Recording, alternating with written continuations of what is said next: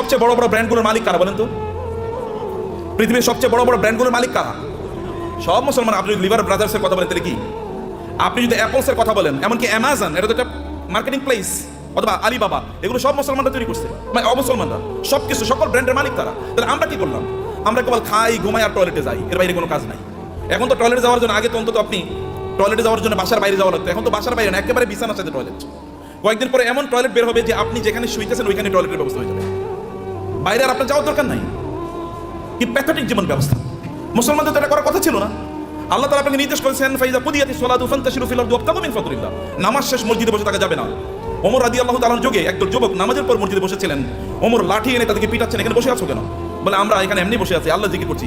তোমাদের আয় ইনকাম করা লাগবে না, ব্যবসা বাণিজ্য চাকরি বাকরি করা লাগবে না, আল্লাহ আমাদেরকে খাওয়াবে। আসমান থেকে আল্লাহ কবি রিজিক নাজিল করছে, আসমান থেকে আল্লাহ বৃষ্টি নাজিল করি।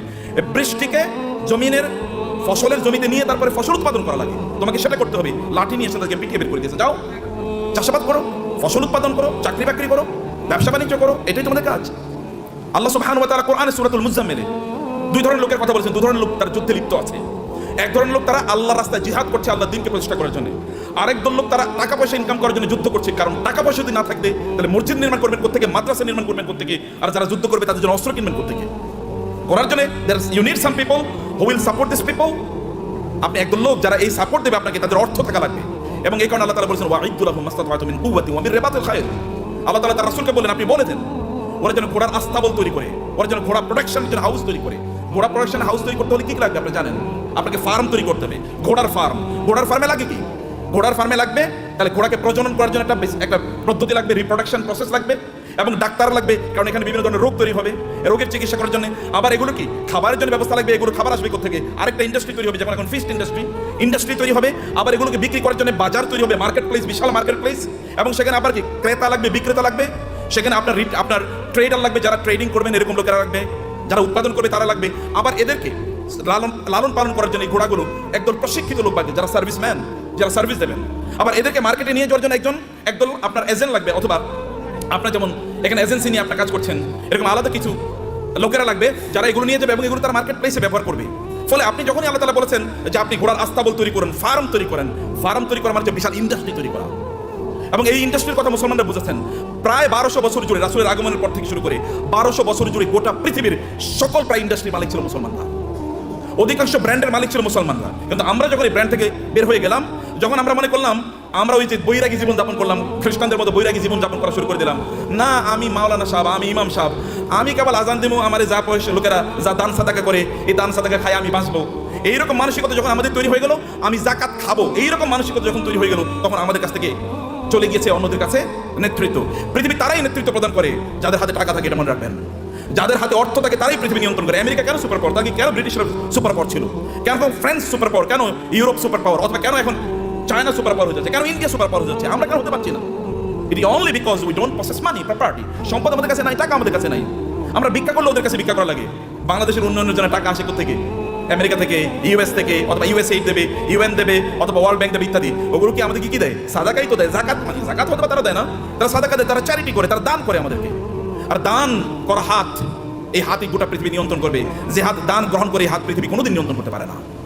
আল্লাহ সুবহানাহু ওয়া তাআলা কোরআনে উল্লেখ করেছেন যে আমরা যেন আকিমুস সালাতা আতুজ যাকাতা, নামাজ পড়ো, যাকাত খাও। বুঝেন না আপনারা এখনো? আল্লাহ কি বলেছেন? নামাজ পড়ো, যাকাত খাও, নাকি? কেন বুঝেন না? কথা বলছেন না কেন? আপনার এতগুলো লোক, কোনো আওয়াজ নাই। নামাজ পড়ো, যাকাত খাও, নামাজ পড়ো। তো যাকাত কবে দেবেন আপনি? আপনাকে যাকাত দেওয়ার মতো সম্পদের মালিক হওয়া লাগবে। আল্লাহ বলেছেন বেরাল, আপনি নামাজ পড়তেছেন, যাকাত দিতেছেন, আপনি তো পূর্ণ মুসলমানই হন না এখন। যাকাত দেওয়ার মতো প্রপার্টি অর্জন করতে হবে। কেন আপনি বসে থাকেন? আপনার অলসতা। আল্লাহ রাসূল আল্লাহর কাছে দোয়া করেছেন, আল্লাহুম্মা ইন্নী আউযু বিকা মিনাল হাম্মি ওয়াল হাযান ওয়া মিনাল আজজি ওয়াল কাসাল।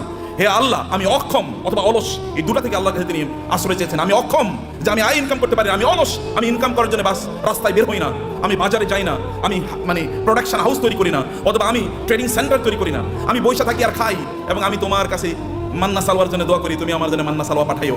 এইরকম যেন আমি না হই, আমি যেন অ্যাক্টিভলি এঙ্গেজ থাকি সমাজে, আমি যেন কাজ করি সমাজে। আপনার নবী কি করেছেন? নবী হওয়ার আগেও তিনি বিজনেস করেছেন, নবী হওয়ার পরেও তিনি বিজনেস করেছেন। সাহাবায়ে কেরামদের মধ্যে দেখেন, আবু বকর রাদিয়াল্লাহু তাআলা যখন তিনি খলিফা হিসেবে তাকে নির্ধারণ করা হয়, তিনাকে খলিফা তৈরি করা হয়, তিনি যাচ্ছেন মাথায় কাপড়ের পুটলি নিয়ে, তিনি বাজারে যাচ্ছেন। ওমর বলেন, আপনি যাচ্ছেন কই? বলে বাজারে যাচ্ছে, আমার সংসার চলা লাগবে না? তিনি খলিফা, এখন প্রেসিডেন্ট যদি অথবা প্রাইম মিনিস্টার যদি ব্যবসা করে, আপনি বলবেন এ তো ওইদিকে ব্যবসা করে। কেন প্রাইম মিনিস্টার ব্যবসা করবে না? প্রেসিডেন্ট কেন ব্যবসা করবে না? মন্ত্রী কেন ব্যবসা করবে না? করবে। ব্যবসা তো আমাদেরই করা উচিত, কারণ আমরা inherently by born, by virtue of our identity, আমরা মুসলিম হওয়ার কারণে, কোরআনের ধারক এবং বাহক হওয়ার কারণে আমাদেরকে বিজনেস করা লাগবে। আমাদেরকে সম্পদ উপার্জন করার জন্য আমাদেরকে এই পদ্ধতি আবিষ্কার করা লাগবে আমাদেরকে, সম্মানিত ভাইরা। কিন্তু এটা হলো একটা দিক। কিন্তু এই সম্পদ যেন আমাকে কারুনের মতো না বানিয়ে ফেলায়। সম্পদ যেন কি না করে কারণে যদি, তাহলে এক নম্বর কথা হচ্ছে আপনি নামাজও পড়বেন না, জাকাতও দেবেন। এখন থেকে আপনাকে সিদ্ধান্ত নিতে হবে যে এই রমাদান থেকে আপনি জাকাত দিতে পারবেন, এরকম চেষ্টা আপনি শুরু করবেন ইনশাআল্লাহ। নাকি বলেন ভাই? আপনার এলাকায় আপনি সবচেয়ে বড় ধনী হন, সমস্যা কি? সম্পদ উপার্জন করা হারাম নাকি? সম্পদ উপার্জন করা হারাম? নো, সম্পদ উপার্জন করা তো ফরজ। ইনকাম করা ফরজ, ইনকাম করা ফরজ। ইসলাম প্রচারে সবচেয়ে বেশি অবদান কার ছিল? আবু বকর। আবু বকরের চেয়ে মক্কায় ধনী কে ছিল? ইসলাম প্রচারের ক্ষেত্রে সবচেয়ে বেশি অবদান ছিল খাদিজাতুল কুবরা রাদিয়াল্লাহু তাআলা আনহার। খাদিজাতুল কুবরার চেয়ে মক্কায় ধনী নারী কে ছিল? ইসলাম প্রচারের ক্ষেত্রে, ইসলাম প্রতিষ্ঠার ক্ষেত্রে ওসমান ইবনে আফফান রাদিয়াল্লাহু তাআলার সবচেয়ে বেশি অবদান ছিল। এখনো আরবে, সৌদি আরবে, এখনো মদিনাতে ওসমান ইবনে আফফানের নামে এখনো ওইরকম বাগান আছে, যে বাগান থেকে এখনো যে উৎপাদন, এগুলো এখনো দিনের কাজে লাগে, এখনো চ্যারিটি হিসেবে সারা পৃথিবীতে সেগুলো টাকা পৌঁছে যায়। এখন যে মক্কায় যে ক্লক টাওয়ার আপনারা দেখেন, এটা কিন্তু সাদাকা, এটা কিন্তু ওয়াকফের। এখানকার টাকা যা ইনকাম, এগুলো কিন্তু মানব কল্যাণে, আপনাদের দেশে হয়তো এখানকার কল্যাণের টাকা চলে আসে। তা আপনাকে তো এরকম অর্থবিদ্যের মালিক আপনাকে হওয়া দরকার, অর্থ ইনকাম করতে হবে, ফরজ। এর কারণে আপনি তখন, কারণ এদের অবস্থা দেখেন, আবু বকরের মতো গোটা পৃথিবীর সকল মুসলমানকে যদি একত্রিত করা হয়, আবু বকরকে যদি একত্রিত করা হয় রাদিয়াল্লাহু তাআলা আনহু, তাইলেও আবু বকরের আমলের দাঁড়িপাল্লাটা অনেক ভারী হয়ে যাবে। কেবল ইবাদত করেই, এই তথাকথিত, এই যে কথিত যে ইবাদত আছে, এই রিচুয়াল, আপনি নামাজ পড়লেন, কোরআন তেলাওয়াত করলেন, ইত্যাদি ইত্যাদি, এর মাধ্যমে এই জায়গায় যাওয়া যায় না। You need financial contribution to the establishment, to the preaching and the propagation of Islam. ইসলামকে মানুষের কাছে পৌঁছে দেওয়ার জন্য আপনার অর্থনৈতিক অবদান লাগবে। এই অবদানের কারণে আল্লাহ সুবহানাহু ওয়া তাআলা নামাজকে যেমনিভাবে ফরজ করে দিয়েছেন, তিনি আমাদের জন্য যাকাতকেও ফরজ করে দিয়েছেন। এখন আপনি বলবেন যে আমি টাকার মালিক হলে যেন যাকাত দেবো। আল্লাহ বলছে তুমি টাকার মালিক হয়ে যাকাত দাও, তোমার জন্য ফরজ। টাকার মালিক হয়ে যাকাত, আল ইয়াদুল উলিয়া খায়রুম মিনাল ইয়াদিস সুফলা। দানের হাত আল্লাহর কাছে প্রিয়। যে ব্যক্তি দান করে তার যে মর্যাদা, যে নেয়ার মধ্যে কি সওয়াব আছে নাকি? যে ঠিক আছে ভাই, আপনি ভিক্ষা করেন রাস্তায়, ভাই আমার একটু দেন না, এরপর আপনার আমল নামে কেবল সওয়াব ঢুকতে থাকবে, সওয়াব ঢুকতে থাকবে নাকি? তাহলে সবাই ভিক্ষা, এবং মুসলমানরা প্রায় ভিক্ষার জাতি হয়ে গেছে। মাহফিল করলেও ভিক্ষা লাগে, মসজিদ বানাইলেও ভিক্ষা লাগে। কেমন অবস্থা এটা? এটা কেন আপনি করলেন? আপনারা কেন ইসলামকে এরকম জায়গায় নিয়ে আসছেন? আমরা কেন নিয়ে আসি? আমি আলেমদের কথা বলছি, আপনাদের বলছি না। কেন এই জায়গায় নিয়ে আসবেন? এই জায়গায় আনার কথা ছিল না। You do something in order earn money, আপনি মর্যাদার সাথে পৃথিবীতে বেঁচে থাকবেন, আপনি দেবেন, এরকম জায়গায় আপনি যাবেন। ওমর রাদিয়াল্লাহু আনহু যুগে জাকাত নেওয়ার মতো লোক পাওয়া যায় নাই। মুসলমানদের অবস্থা দেখেন, মরুভূমিতে আফ্রিকাতে লোকজন আফ্রিকা থেকে জাকাতের টাকা নিয়ে এসে ওমর কাছে আসে, ওমর রাদিয়াল্লাহু আনহুর কাছে আসে। ওমর বলে এগুলো কি? বলে জাকাতের টাকা এখানে নিয়ে আসছে কেন? মদিনাতে জাকাত নেওয়ার মতো কোনো লোক নাই, মক্কায় জাকাত নেওয়ার মতো কোনো লোক নাই। হ্যাঁ, আমাদের আফ্রিকাতে তো জাকাত নেওয়ার মতো কোনো লোক নাই, কর্ম কি? আফ্রিকাতে জাকাত নেওয়ার মতো কোনো লোক নাই যখন মুসলমানদের শাসন চলেছে। এখন আমরা সব জায়গায় ভিক্ষা। আফ্রিকা মানে হচ্ছে ভিক্ষুকের জাতি, অথবা আন্ডার ডেভেলপ, লিস্ট ডেভেলপড, অথবা সবচেয়ে অনুন্নত দেশ। বাংলাদেশ মানে হচ্ছে ফকিরের দেশ, আমরা এরকম মনে করে থাকি। আপনাদেরকে দায়িত্ব নিতে হবে এই বাংলাদেশের মুসলমানদেরকে, অথবা এই সমগ্র জাতিকে অবশ্যই দারিদ্র থেকে অথবা এই ভিক্ষাবৃত্তি থেকে জাতিকে উদ্ধার করতেই হবে আমাদেরকে। এবং এই জন্য ব্র্যান্ড ডেভেলপ করেন, ডু সামথিং। এটাও ইবাদত। বিজনেসের চেয়ে বড় ইবাদত নাই। বিজনেসের লোকেরা জান্নাতে নবী রাসূলদের সাথে থাকবে। আল্লাহ রাসূল বলেছেন, যারা বিজনেস করে, সৎ বিজনেস করে, তারা নবী রাসূলদের সাথে থাকবে জান্নাতে। অন্যরা কিন্তু এরকম থাকতে পারবে না। আমার মতো এরকম খালি দাওয়াত দিয়ে গেলাম আর আপনার কাছে আসলাম, আশা করছি কিছু টাকা দিলে এরপর আমার সংসার চলবে, আছে কিনা এরকম? আপনার প্রফেশন কি? ব্যবসা কি? আপনার চাকরি কি? কলে আমি ওয়াইজ হলো আমার চাকরি। ওয়াইজ কোনো চাকরি নাকি? ওয়াজ কি কোনো চাকরি? কিন্তু আমাদের সেটা চাকরি হয়ে গেছে। আপনার চাকরি কি? আমি ইমামতি হলো আমার চাকরি? নো, ইমামতি চাকরি না।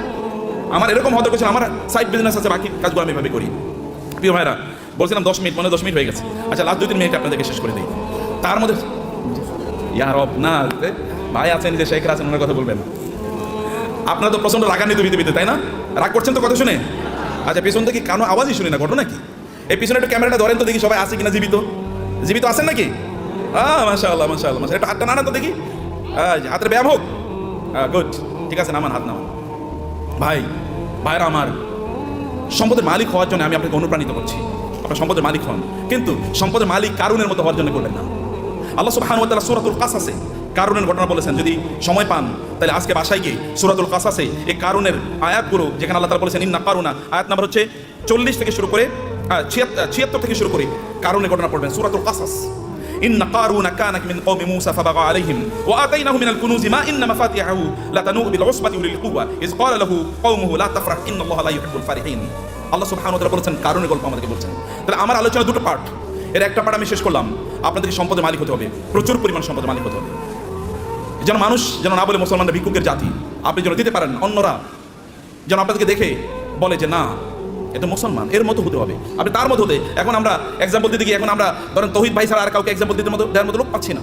মানে যারা দিন প্র্যাকটিস করে আবার অনেক সম্পদের তারা প্রবাহ তৈরি করেছে সমাজে, নিজেই কেবল সম্পদের মালিক হয় না, সম্পদের মালিক বানানোর রাস্তা তৈরি করে দিয়েছে। এরকম লোক আমার সামনে খুব বেশি নাই। আমি বলতে গেলে বিল গেটসের কথা বলে, ওয়ারেন বাফেটের কথা বলতে হয়, এলিয়ন মাস্কের কথা বলা লাগে। তো মুসলমানদের এলিয়ন মাস্ক কই?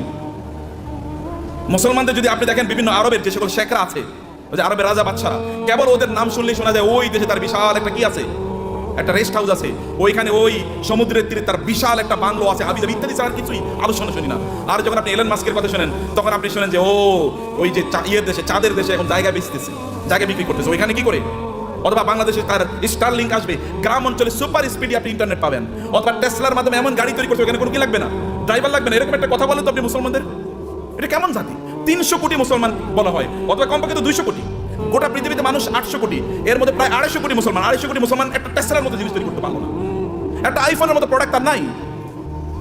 অথবা তার একটা কি, এই যে আমরা ইয়ের গাড়ি কি বলে, কিসের গাড়ি, এই যে মানে আমরা আমাদের বাংলাদেশে এটা কি গাড়ি জানো, এটা আপনার মানে এক্স করলা, মানে করলা টাইপের একটা গাড়ি তো বানাইতে পারেন আপনি। বলেন তো একটা ব্র্যান্ডের নাম বলেন তো মুসলমানদের গাড়ির, একটা হুন্ডার নাম বলেন তো, একটা সাইকেলের নামই বলেন। আরে সাইকেলের নাম তো বহুত পরের কথা। এই যে সাইকেলের যে শিখ ব্যাপারগুলো কি বলে, হ্যাঁ শিখ বলে না, এরকম বানাইছে মুসলমানরা, দেখেন তো, এরও তো চায়না থেকে আপনার আনা লাগে। তাহলে কি আমরা কি বানাইছি, করছি কি? কেবল খাও দাও ফুর্তি করো, দুনিয়াটা মস্ত বড়, এরকম টাইপ ছাড়া কোনো কিছু নাই। যে ফেসবুক বানাইছে ওর নিজেরও অ্যাকাউন্ট হয়তো বানাই, কিন্তু আপনি এটা নিয়ে সারাদিন ব্যস্ত আছেন। ও যে ইউটিউব বানাইছে ওইটা ব্যবসায়ী হাউস, তার এখান থেকে সে বিলিয়নস অফ ডলার্স ইনকাম করে নিচ্ছে, কিন্তু আপনি ওইটাই দেখেন এবং আপনি বলেন পাগলের সুখ মনে, আপনি আমি কত সুখী, সারা রাত বেলা সিনেমা দেখতেছি, মজা কারে বলে? Stupid lifestyle. নো, আল্লাহ আপনাকে এই জন্য তৈরি করেন নাই, হিউজ প্রোডাক্টিভিটি তৈরি করেছেন এবং আল্লাহর মার্সি আপনার উপর আছে। আল্লাহ সুবহানাহু ওয়া তাআলা আপনাকে সেরকম ক্যারিশমা দিয়ে তৈরি করেছেন এবং এই কারণে আপনার এলাকায় আপনি সবচেয়ে বেশি সম্পদের মালিক হন এবং এর মাধ্যমে আপনি ওই এলাকাটাকে উন্নয়নের কাজ করেন। ওইখানে এমন কোনো মসজিদ না থাকুক যে মসজিদে আপনার কন্ট্রিবিউশন নাই, এমন কোনো মাদ্রাসা না থাকুক যেখানে আপনার কন্ট্রিবিউশন নাই, এমন কোনো দিনই কাজ না থাকুক যেখানে আপনার কন্ট্রিবিউশন নাই। লোকেরা যখন চিন্তা করবে আমরা এখানে একটা দিনই কাজ করতে চাই, তখন সবার আগে আপনার নাম মনে পড়বে, অমুকের কাছে যাই। যেমনিভাবে লোকেরা কোনো দিনই কাজ করলে, রাসূলের কোনো দিনই কাজের প্রশ্ন দেখা দিলে তার সবার আগে মনে পড়তো কার নাম? আবু বকরের নাম, আবু বকর নাম মনে পড়তো, তবে ওসমান নাম মনে পড়তো, কারণ কেউ তাদেরকে সুপারসিড করতে পারতো না।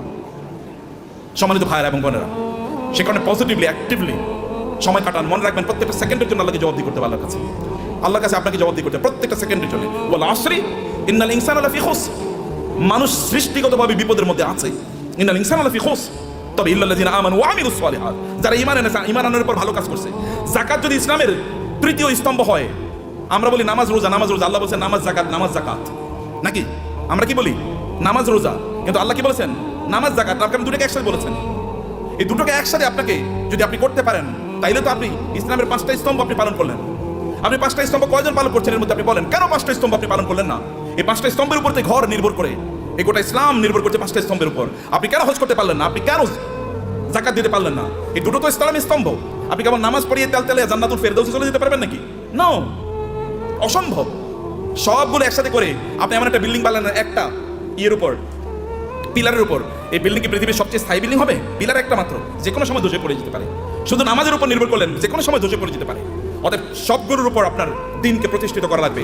বুনিয়াল ইসলাম আলা খামসিন, শাহাদাতি আল্লাহ ইলাহা ইল্লাল্লাহ থেকে ওয়া হাজ্জিল বাইতি মান ইসতাতা ইলাইহি সাবিলা, সামর্থ্য অর্জন করা লাগবে আপনার, এবং অন্যরা আপনাকে দেখে শিখুক যে না এইরকম জীবনযাপন করা লাগে। অন্যরা আপনাকে দেখুক এরকম জীবনযাপন। কিন্তু আপনি সম্পদ উপার্জন করার একমাত্র কারণ যেন না হয় কারুন টাইপের জীবনযাপন করা। কারুন টাইপের জীবনযাপন করা কি? আল্লাহ সুবহানাহু বলেছেন ইন্না কারুনা কানা মিন কওমি মূসা ফাবাগা আলাইহিম। কারুন ছিল মূসা আলাইহিস সালামের তার বংশের লোক, অর্থাৎ বনি ইসরাইলের লোক। কিন্তু এই বনি ইসরাইলের উপরে সে জুলুম অত্যাচার করা শুরু করে দিয়েছে। যেমন আমাদের দেশে দেখবেন, আমাদের দেশে লোকেরা ব্যবসা করতেছে কিন্তু টাকা পাচার করতেছে অন্য দেশে। আছে কিনা এরকম? বুঝেন না আপনারা? ব্যবসা করতেছে এই দেশের মানুষের, কিন্তু টাকা পাচার করতেছে আরেক দেশে। আরেক দেশের ব্যাংকে গিয়ে তার সকল টাকা খুঁজে পাওয়া যায়। এর চেয়ে বড় জালিম আল্লাহর জমিনে আর হতে পারে না। কারণ আপনি যেখানে ইনকাম করেছেন ওই অঞ্চলের মানুষের হক আছে আপনার উপর, কারণ তাদেরকে যে আপনি ইনকাম করেছেন তাদের উন্নয়নের জন্য আপনাকে কাজ করা লাগবে। ফেরাউনি মানে কারুনি টাইপ এরকম, যে কারণ এরকম করেছে কিন্তু সেই লোকজনের উপর সে জুলুম এবং অত্যাচার চালিয়ে দিল, এবং তার কি পরিমাণ সম্পদ ছিল আল্লাহ তাআলা বলেছেন যে ওয়া আতাইনাহু মিনাল কুনুজি মা ইন্না মাফাতিহাহু লাতানু বিল উসবাতি উলিল কুওয়া, যে তার এত সম্পদ আল্লাহ তাআলা তাকে দিয়েছেন, সে কিন্তু গরিব একটা জাতির একজন, গরিব জাতি মানে হচ্ছে বনি ইসরাইল। বনি ইসরাইল কিন্তু কৃতদাস, ফেরাউন তাদেরকে কৃতদাস বানিয়ে রেখেছিল, তাদেরই একজন, কিন্তু প্রচুর পরিমাণ সম্পদের মালিক হয়েছে। সম্পদের মালিক হয়েছে এদের মাঝে ব্যবসা করার কারণেই, ব্যবসা করার মাধ্যমে। কিন্তু এবং তার এত পরিমাণ সম্পদ যে তার সম্পদগুলো সোনা দানা এগুলো যেই সিন্ধুকে রাখতো ওই সিন্ধুকগুলোর চাবি বহন করার জন্য একটা বিশাল গ্রুপ অফ পিপল লাগতো। কি পরিমাণ তাদের সিন্ধু ছিল, কি পরিমাণ সম্পদ ছিল তার। এরকম সম্পদ এর মালিক হওয়ার পরে এরপরে তিনি কি করেছেন? তিনি প্রচন্ড অহংকারী জীবনযাপন করতেন, আনন্দ ফুর্তি নিয়ে ব্যস্ত থাকতেন। ভালো করে শুনুন, আপনাদের গল্প বলছি। আনন্দ ফুর্তি কি? অনেক টাকা। অতএব আজকে ফ্যামিলি সহ চিন্তা করতো আজকে আমরা কক্সবাজারের ট্যুরে যাবো। ওকে, কক্সবাজারের ট্যুর শেষ, মজা শেষ, ওইখানে আনন্দ ফুর্তি করে আগামীকাল আমরা সাজেকে যাবো, সাজেকের মজা শেষ সিলেটে যাবো, সিলেটের মজা শেষ সিঙ্গাপুরে যাবো, সিঙ্গাপুরের মজা শেষ আমেরিকা যাবো, না এরপরে কানাডাতে যাবো। একটার পর একটা কেবল ঘুরে বেড়াচ্ছে, আনন্দ ফুর্তি করছে, আর ফেসবুকে পোস্ট দিচ্ছে আলহামদুলিল্লাহ আমি খুব ভালো আছি। এরকম যখন পোস্ট দেয় তখন কি হয়? আপনি কেবল আনন্দ ফুর্তি করে বেড়াচ্ছেন। এবং এই সবচেয়ে সুন্দর সিনেমা কোনটা এসে, চলো সিনেফ্লেক্সে আমরা গিয়ে সিনেমা দেখে আসবো। সিনেফ্লেক্সে ঢোকার আগে এরকম একটা বিশাল বড় ফেসবুকে একটা পোস্ট দিয়ে বললো এখন মাত্র সিনেফ্লেক্সে আমি ঢুকতেছি সিনেমা দেখার জন্য। মানুষের দেখাচ্ছে তার প্রচুর পরিমাণ সম্পদ এবং বিশাল গাড়ি হাঁকিয়ে যখন তিনি গ্রামে যান ওইখানে উইন্ডো খোলেন না, অথবা তার এলাকায় যখন যান তখন তিনি মহা অহংকারী, কেউ তার কাছেও আসতে পারে না। অনেক পরিমাণ সম্পদ আর আছে, এটা কেবলমাত্র নিজের ভোগ বিলাসের জন্য তিনি ব্যবহার করছেন এবং ব্যয় করছেন। কেবল নিজের ভোগ ছাড়া অন্য কোনো কিছু নাই তার নিজের, কারণ সে নিজে মনে করে যে আমি ইনকাম করেছি, আমি নিজেই ভোগ করবো। এবং কারণ কিন্তু একই কাজ করেছে। কারণকে তার সম্প্রদায়ের লোকেরা বলেছে তুমি এত অহংকার করো না, তুমি এত আনন্দ ফুর্তি নিয়ে ব্যস্ত থেকো না, তুমি যিনি তোমাকে সম্পদ দিয়েছেন তার প্রতি কিছু কৃতজ্ঞ থাকো। ওয়াবতাগি ফীমা আতাকাল্লাহু দারুল আখিরাহ, আল্লাহ তোমাকে যে সম্পদ দিয়েছেন এই সম্পদকে ব্যবহার করে আখিরাত অর্জন করো, অর্থাৎ জান্নাত অর্জন করো। সম্পদ ব্যবহার করে অধিকাংশ লোকই জান্নাত অর্জন করে না, জাহান্নাম অর্জন করে। বলেন তো অধিকাংশ লোকের কি অবস্থা? জাহান্নাম। কিন্তু তাসমিয়া কসমেটিক্স আপনারা যারা আছেন সম্পদকে উপার্জন করে জাহান্নাম অর্জন করবেন না আপনারা ইনশাআল্লাহ। কারণ আপনাদের সামনে আল্লাহর রহমতে এমন একজন লিডিং এক্সাম্পল আছেন। আমি তাওহীদ ভাইয়ের কথা আরো বলি, এত বেশি কাজ করেন তিনি দিনই, এটা আপনারা হয়তো জানেন না, আমি কিছু জানি। The ice tip of the iceberg, মানে বিশাল বড় অথবা পাথর আপনার কি বলে আপনার এই যে এর সামান্য একটু হয়তো আমি জানি, তার চেয়ে বেশি আমি জানি না। বরফের বিশাল খণ্ডের সামান্য একটু আমি জানি, এক ড্রপস অফ ওয়াটার, অথবা তার চেয়ে বেশি করে আল্লাহ তাআলা কবুল করে নেন। আমি বেশি প্রশংসা করতে চাই না, আপনাদেরকে বলতে চাই প্রিয় ভাই, আপনাদেরকে যে কথাটা বলতে চাই আপনারা শুনুন। সম্পদ উপার্জন করেছেন কেবল নিজের জন্য না। যখন কারণকে বলা হলো তুমি এরকম অহংকার করো কেন, তখন সে বলে আমার সম্পদ আমার নিজের যোগ্যতা আমি অর্জন করেছি, উপার্জন করেছি, আমি অহংকার করবো না, আমি আনন্দ ফুর্তি করবো না। আমার তো থাকবে গাড়ি একটা না, গাড়ি 10টা থাকবে। এবং আপনি মানে খাবেন হচ্ছে এতটুকু, কিন্তু আপনি 10 জনের খাবার আপনি নষ্ট করবেন। আপনার লাগবে একটা, কিন্তু আপনি 10টা ব্যবহার করছেন। আপনার শার্ট আছে প্রায় 200, কোনটা যে কবে পড়বেন আপনি জানেন না। যদি প্রতিদিন একটা করে পড়েন তাইলে এরপরে সর্বশেষ শার্টটা পড়ার জন্য 3 বছর পরে শার্ট পড়তে পারবেন। এইভাবে আপনি আপনার লাইফস্টাইলকে তৈরি করে রেখেছেন। এটা ছাড়া আপনি কোনো কিছুই বোঝেন নাই, এবং মানুষকে আপনি দেখিয়ে বেড়ান আপনি কি পরিমাণ সম্পদের মালিক হয়েছেন। সম্পদের মালিক ব্যক্তি তার নিজের যোগ্যতা হতে পারে না। আপনি তাওহীদ ভাইকে জিজ্ঞেস করে দেখেন, সম্পদের মালিক হওয়ার জন্য আল্লাহর স্পেশাল অনুমোদন লাগে, আল্লাহর রহমত লাগে। আল্লাহর রহমত না দিলে কোনোদিন কেউ সম্পদের মালিক হতে পারে না। চেষ্টা করে সম্পদের মালিক, আপনি প্রচুর পরিশ্রম করবেন, এই কারণে সম্পদের মালিক হবেন এটা নয়। নাহলে রিক্সাওয়ালারাই সবচেয়ে বেশি সম্পদের মালিক হতো, অর্থাৎ দিন মজুররাই সবচেয়ে বেশি সম্পদের মালিক হতো। নো, আল্লাহ সুবহানাহু ওয়া তাআলা আপনাকে দেন পরীক্ষা করার জন্য। কিন্তু আপনি এই সম্পদ, আমি এই কথা আপনাকে বলবো না যে টাকা ইনকাম করেন আর কেবল কথিত আল্লাহ সুবহানাহু ওয়া তাআলার রাস্তায় ফি সাবিলিল্লাহ ছাড়িয়ে আপনি এটাকে ব্যবহার করেন, আমি তা বলছি না। আমি বলছি হারাম কাজে এগুলোকে ব্যবহার করেন না, সিনেমা দেখার জন্য ব্যবহার করবেন না। লেটেস্ট কি সিনেমা তৈরি হয়েছে এটা কিনে নিয়ে আসো এবং সবাইকে নিয়ে আনন্দ ফুর্তি করে বেড়াবেন, অথবা আপনার ছেলে মেয়ে ওয়াইফ ইত্যাদিকে নিয়ে বাচ্চাদেরকে নিয়ে আপনি যাবেন বিভিন্ন জায়গায় বেড়ানোর জন্য। আনন্দ ফুর্তিতে মেসে থাকবেন, লাল পানি খাবেন, অথবা জুয়া খেলবেন, অথবা অন্যান্য ফুর্তি ফ্যাশন করে বেড়াবেন। সেখানে কোনো দিনই পরিবেশ নাই, দিনই কোনো আচরণ নাই, এবং এর মধ্যে আপনি আনন্দ খুঁজে বেড়াচ্ছেন। আপনার টাকা আপনি এইভাবে ব্যয় করছেন। এই অর্থ ব্যয়ের মাধ্যমে আপনি জান্নাত কিনছেন না জাহান্নাম কিনছেন? আপনি কিনছেন জাহান্নাম, অথচ আল্লাহ অনুগ্রহ করে আপনাকে সম্পদ দিয়েছেন। আপনার সম্পদ ব্যবহার করে আপনি জান্নাত কেনেন। এগুলোকে হালাল উপায় ব্যবহার করলে আপনার জান্নাত কেন হয়ে যায়। আপনি হালাল ভাবে চলেন, নো প্রবলেম। এমনকি আপনার স্ত্রীর জন্য যদি আপনি গোলাপ ফুল কিনে নিয়ে যান, সেটাও আপনার জন্য কি, সেটাও কি সাওয়াব। বলবে নতুন ফতোয়া নিয়ে আসছে, নতুন ফতোয়া, এটাই পুরান ফতোয়া, এটাই পুরান ফতোয়া। আপনার স্ত্রীর জন্য আপনি টাকা ইনকাম করেছেন, স্ত্রীর জন্য গোলাপ ফুল কিনে নিয়ে যান, তার জন্য নতুন একটা আইটেম কিনে নিয়ে যান এবং তাকে খুশি করেন, কারণ তাহলে আপনার সংসার ঠিক থাকবে, আপনার সন্তানটা ঠিক মতো চলবে। এটাও কি, এটাও দিনদারি, এটাও ইবাদত। অতএব আপনি হালাল পথে আপনার সম্পদগুলো ব্যবহার করেন, এর মাধ্যমে আপনি ওয়াবতাগি ফীমা আতাকাল্লাহু দারুল আখিরাহ ওয়ালা তানসা নাসিবাকা মিনাদ দুনিয়া। আমি বলি না আপনি সাজেকে যাবেন না, আমি বলি না সিলেটে যাবেন না, আমি বলেছি ওখানে যান এবং আপনার সন্তানকে নিয়ে আপনি সেখানে জামাতের সাথে নামাজ আদায় করুন। লোকেরা দেখুক যে পর্যটনে এসেও তারা কি করছে, জামাতে তারা নামাজ আদায় করছে, মিস করছে না। আপনি বিচে তখন যান যখন নামাজের সময় না, লোকেরা দেখুক যে তিনি নামাজকে প্রায়োরিটি প্রদান করছেন। লোক ওইখানে গিয়েও আপনি দান সাদাকা করুন, লোকেরা দেখুক যে লোকটা আল্লাহ সুবহানাহু ওয়া তাআলাকে আনন্দ করতে এসে আল্লাহকে বলেন নাই, আল্লাহকে তিনি তারা প্রায়োরিটির মধ্যে রেখেছেন। ওখানে আপনি গিয়েছেন, এখন অর্ধ উলঙ্গ হয়ে আপনি ঘুরবেন না। আপনার স্ত্রী তিনি সেখানে পর্দার মধ্যে থাকবেন না, আপনি তাকে দেখিয়ে দেখিয়ে শোপিসের মতো চিড়িয়াখানার চিড়িয়ার মতো তাকে এরকম দেখায় দেখায় বেড়াবেন, এরকম করবেন না। তাইলে আপনি কি হলো, আপনার সম্পত্তি আপনি জান্নাত উপার্জন করলেন, জাহান্নাম আপনি উপার্জন করলেন না। আপনার সম্পদের কারণে অন্যকে ছোট তুচ্ছ তাচ্ছিল্য করে দেখবেন না, দেখাবেন না। আপনার ড্রাইভার তাকে তুই করে বলা, আপনার সন্তান তাকে তুই করে বলে, আপনি তুই করে বলছেন। আপনার বাসায় বুড়ো মহিলারা কাজ করে, তাদেরকে আপনি তুই করে বলছেন, আপনি নিজেও তুই করে বলছেন, আপনার বাচ্চারও তুই করে বলে। এটা কেমন কথা বলুন? তিনি তো আপনার মায়ের সমান বয়সের। আল্লাহ তাকে না দিয়ে পরীক্ষা করছেন, আপনাকে দিয়ে পরীক্ষা করছেন। লাইফস্টাইলে অহংকার যদি কেউ করে, তাহলে কারণের অবস্থা কি হয়েছিল? এত ব্যাপক পরিমাণ সম্পদ, লোকেরা তাকে দেখলে বলতো, আহা, কারণের মধ্যে যদি সম্পদ আমাদের থাকতো। কিন্তু কোনো এক সময় কারণের এই আনকন্ট্রোল জীবনযাপনের কারণে আল্লাহ তাকে ধ্বংস করে দিয়েছেন, মাটির নিচে তাকে এবং তার সম্পদকে মাটির নিচে পুঁতে দিয়েছেন। তখন লোকেরা বলো, আল্লাহ আমাদেরকে বাঁচিয়েছেন, আমরা কারণের মতো হই নাই, আল্লাহ আমাদেরকে বাঁচিয়েছেন। সম্মানিত ভাইরা, আপনার সম্পদের প্রতি অন্যের অধিকার আছে, এই অধিকারগুলো দান করুন। মনে করবেন আল্লাহ যদি আপনাকে দেয়, তাহলে আপনার লাইফস্টাইল কেবল বাড়াবেন না। আগে গাড়ি ছিল সাধারণ গাড়ি, এখন আপনি মার্সিডিজ বেঞ্জ কিনলেন, মার্সিডিজ বেঞ্জে এখন চলেন, এখন BMW কিনবেন। BMW এখন এগুলো শেখেলে, এগুলো এখন ছোট লোকেরা ব্যবহার করে। এখন আপনার একটা প্রাইভেট জেট লাগবে, এখন আপনার প্রাইভেট জেটেও চলে না। এখন আপনার কি লাগবে? এখন আপনি বাংলাদেশ থাকেন, এখন আপনি ধরেন কোথাও আপনি এই দেশে এরকম ছোট দেশে মানুষ থাকে নাকি? এখন আপনি অন্য দেশে চলে গেছেন, এখানে আপনি আসেনও না, এখানকার মানুষের প্রতি আপনার কোনো দায়ও নাই, দায়িত্ব নেই। এখানকার টাকা পয়সা লুট করে, ব্যাংকের টাকা লুট করে এবার আপনি অন্য দেশে গিয়ে পালিয়ে চলে গেছেন। এরকম যেন কোনো অবস্থা না হয়। আপনাকে নিশ্চয়ই আপনাকে এই দেশের মানুষের প্রতি আপনার যে দায় আছে, এই দায়িত্ব আপনাকে পালন করতে হবে। আমি এই বলার কথা বলে আপনাকে শেষ করছি প্রিয় ভাইরা। তাহলে এক নম্বর যে সম্পদের মালিক হন এবং হালালভাবে পবিত্রভাবে সম্পদের মালিক হন। মালিক অর্জনের চেষ্টা করুন, দিনরাত যা কাজ করবেন। আপনি যদি সম্পদের মালিক অর্জনে দৌড়ান, এই দৌড়টাকে আল্লাহ সুবহানাহু ওয়া তাআলা ইবাদত হিসেবে আপনার আমলনামায় লিখে দেবে। এবং দুই নম্বর বিষয় হচ্ছে, যা আয় ইনকাম করছেন, এগুলো কেবল আপনি নিজের জন্য করছেন এরকম না, মানুষের সাথে ভাগাভাগি করেন। অন্যের অধিকার আছে, পাড়া প্রতিবেশীর অধিকার আছে, আত্মীয় স্বজনের অধিকার আছে। আপনার আত্মীয়রা তারা খারাপ অবস্থায় আছে, আর আপনি পশ লাইফ লিড করেন। আপনি মুসলমান না? আপনার এতটুকু সামান্য আত্মমর্যাদা নাই, আপনার মানবিকতা নাই, মানবিক মূল্যবোধ নাই। কিয়ামতের দিন আল্লাহর সামনে দাঁড়াবেন, আল্লাহ আপনাকে বলবে, তুমি এত ভালো জীবনযাপন করেছো আর তোমার আত্মীয়রা না খেয়ে মারা গেছে। সেদিন কি উত্তর দেবে? সেদিন বলবেন, আল্লাহ আমার আবার দুনিয়ায় পাঠাও, আমি দুনিয়ায় প্রচুর পরিমাণ দান সাদাকা করি, এবার আমি আখিরাতে আসতে চাই। কিন্তু সেদিন আর পৃথিবীতে আল্লাহ তাআলা আমাদেরকে ফেরত পাঠাবেন না, কারণ দুনিয়া একবার, দুনিয়া কি একবার। সম্মানিত ভাইরা, আমি এগেইন আমাদের তাওহীদ ভাইয়ের প্রতি কৃতজ্ঞ যে এই অনার আমাকে দেওয়ার কারণে। বারাকাল্লাহু ফিকুম, থ্যাংক ইউ ভেরি মাচ। আর তাসমিয়া হারবাল তো আমার খুবই প্রিয় প্রতিষ্ঠান, এই জন্যে যে একটা প্রতিষ্ঠান দিনের আবহে থেকে কিভাবে বড় হতে পারে, এটা একটা এক্সাম্পল। এবং আপনারা এর সাথে লেগে থাকেন, নিজেরা এটাকে আরো বড় করেন, নিজেরা অনেক বড় হন ভাইরা, অনেক বড় হন।